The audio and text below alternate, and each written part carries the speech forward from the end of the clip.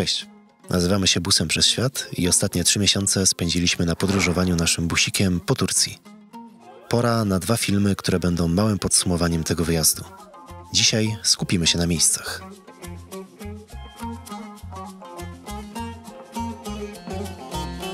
W ostatnim roku Turcja znalazła się na pierwszym miejscu wśród najpopularniejszych kierunków wakacyjnych wybieranych przez Polaków. Nie ma co się dziwić. Ten kraj ma bogatą historię, niezwykle gościnnych mieszkańców i przepyszne jedzenie. Turcja jest olbrzymim i bardzo zróżnicowanym krajem, który ma do zaoferowania dużo więcej niż tylko plaże i hotele all inclusive. Zapraszamy na nasze top 10 tureckich atrakcji.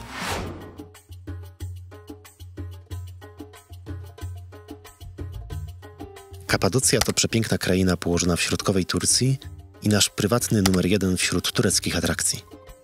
Słynie z charakterystycznych form skalnych, które tworzą niesamowity księżycowy krajobraz. Na tych terenach znajduje się też kilkaset podziemnych miast i tysiące domów wykutych w skałach. Warto przejść się kilkoma z malowniczych dolin, czy odwiedzić kamienny zamek Uçhisar. Ale zdecydowanie największą atrakcją Kapadocji jest słynny balonowy spektakl, który przez 2/3 dni w roku odbywa się tu o wschodach słońca. Ale ten widok i to doświadczenie są takie nierzeczywiste. Tak dużo tych balonów naraz, ciągle dochodzą kolejne. A my sobie tak po prostu siedzimy przed busem, pijemy kawkę. I mamy widok normalnie za $1 000 000 w tych wszystkich hotelach super drogich. Na dole nie ma takiego widoku jak tutaj. W każdy bezwietrzny dzień, także w zimie, startuje tu od 100 do 200 balonów. Biwakowanie na dziko jest legalne w całej Turcji, dlatego polecamy zobaczenie balonów z poziomu namiotu. My spędziliśmy tu 3 tygodnie. Więcej o Kapadocji dowiecie się z osobnego odcinka, który znajdziecie na naszym kanale.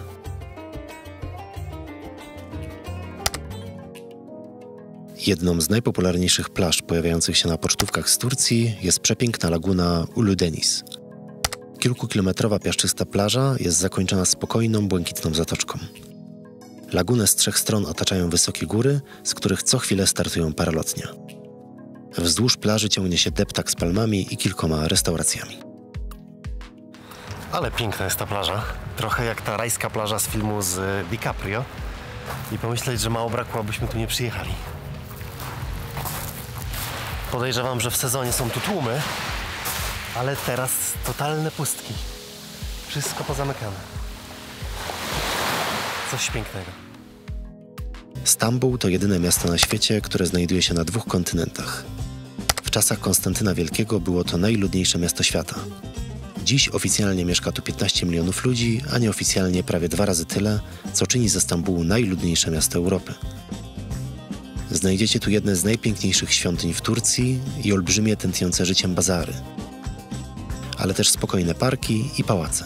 To miasto jest niesamowitą mieszanką europejsko-turecką, a tu na przykład na tej uliczce klimat normalnie jak w Nowym Jorku i budownictwo. Ktoś tam zresztą mówił, że Stambuł to jest taka trochę mieszanka Nowego Jorku z Barceloną, Paryżem, Wiedniem i czymś tam jeszcze. Czyli generalnie chyba z większością dużych miast.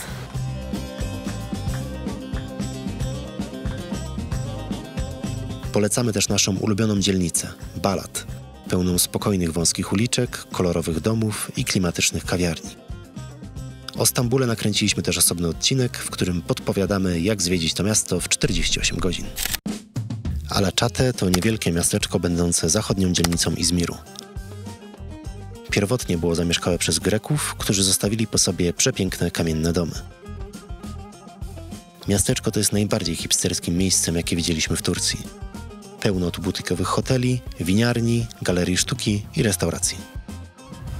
Sądząc po ilości knajp, to chyba jednak dużo turystów tu przyjeżdża, chociaż nie widzieliśmy tego miejsca w żadnym przewodniku. Jest takie bardzo mocno poza utartym szlakiem i z dala od tych głównych turystycznych miejscowości, ale podejrzewam, że jest popularne wśród mieszkańców Izmiru, którzy mogą sobie tutaj wyskoczyć tak naprawdę nawet na obiad, bo jest na tyle blisko, a Izmir jest przecież wielomilionowym, olbrzymim miastem.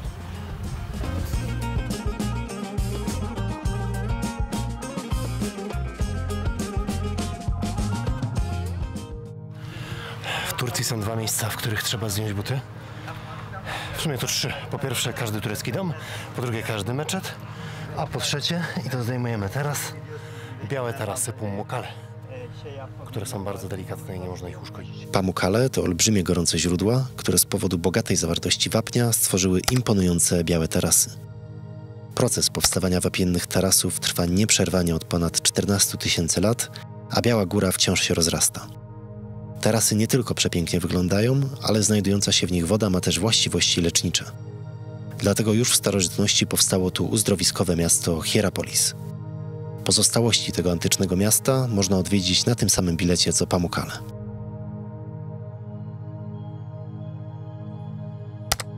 Warto zobaczyć też znajdujące się 10 minut dalej czerwone źródła. Taki trochę miejski park, a trochę miejski darmowy basen, w którym można przyjść i wygrzać tyłek. I jeszcze z pięknym widokiem. I herbatkę można wypić od razu, kawę, zdrowe soki. Super. Kajakoi to ciekawy punkt dla miłośników opuszczonych miejsc. To miasto duchów ponad 100 lat temu było w całości zamieszkane przez Greków i zostało opuszczone przez większość mieszkańców jeszcze przed wielkimi wysiedleniami Greków w trakcie wojny grecko-tureckiej. Mieszkańcy zostali przymusowo wysłani do obozów pracy, do których musieli najpierw dojść pieszo podczas wielodniowych marszy śmierci. Turcy nie chcieli osiedlać się w pozostawionych domach z powodu pogłosek o duchach zamordowanych Greków. Dlatego większość domów do dzisiaj stoi pusta. Tak dużo tutaj tych porozrzucanych fragmentów domów, bo w latach 50. miasto zostało nawiedzone jeszcze przez trzęsienie ziemi, które zniszczyło je dodatkowo. Ale gdyby nie to, to myślę, że by było w całkiem niezłym stanie.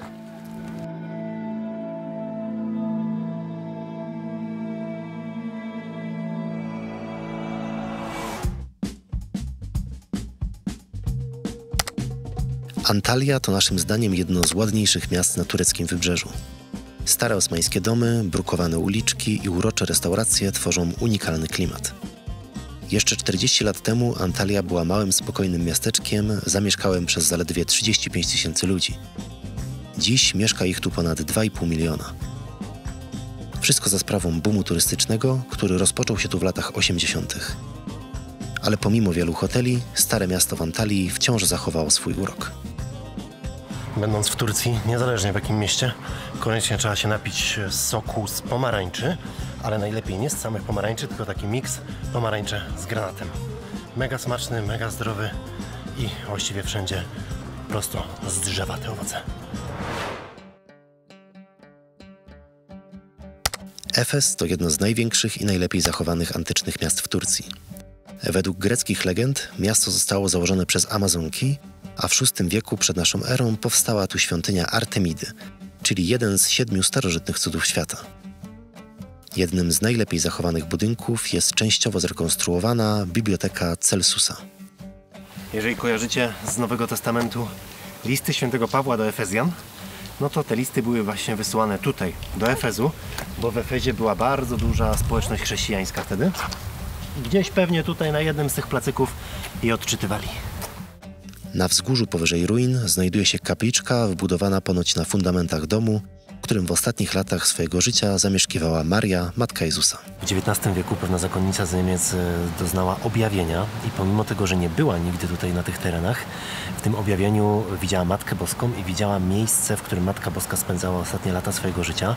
Opisała to bardzo szczegółowo w książce i po publikacji tej książki biskup Izmiru zlecił tutaj ekspedycję poszukiwawczą, która odnalazła dom dokładnie spełniający te wszystkie opisy, które były w tej wizji i w tej książce.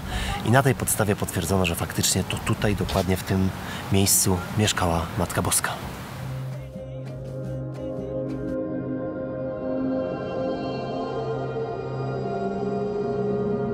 Jezioro Salda, czyli najgłębsze jezioro w Turcji, z powodu swojego błękitnego koloru jest nazywane tureckimi Malediwami.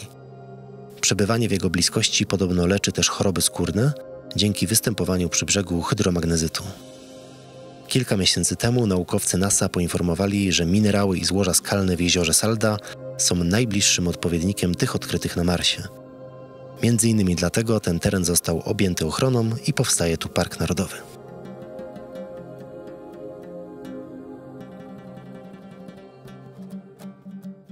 Mira to starożytne miasto słynące z grobowców skalnych przypominających te z Jordanii. Do dzisiaj zachował się tu też teatr rzymski, jeden z największych w Turcji.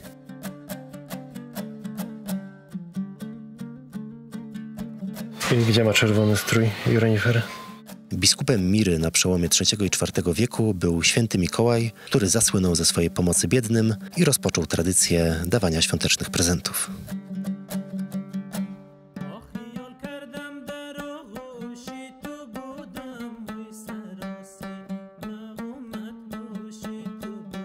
Turcja ma oczywiście do zaoferowania dużo więcej ciekawych miejsc, które po prostu nie zmieściły się w tym top 10. Zakochaliśmy się w tym kraju i na pewno jeszcze tu wrócimy. Dajcie znać, jakie są wasze ulubione miejsca w Turcji w komentarzach pod tym filmem, a po więcej materiałów z Turcji zapraszamy do naszych pozostałych filmów.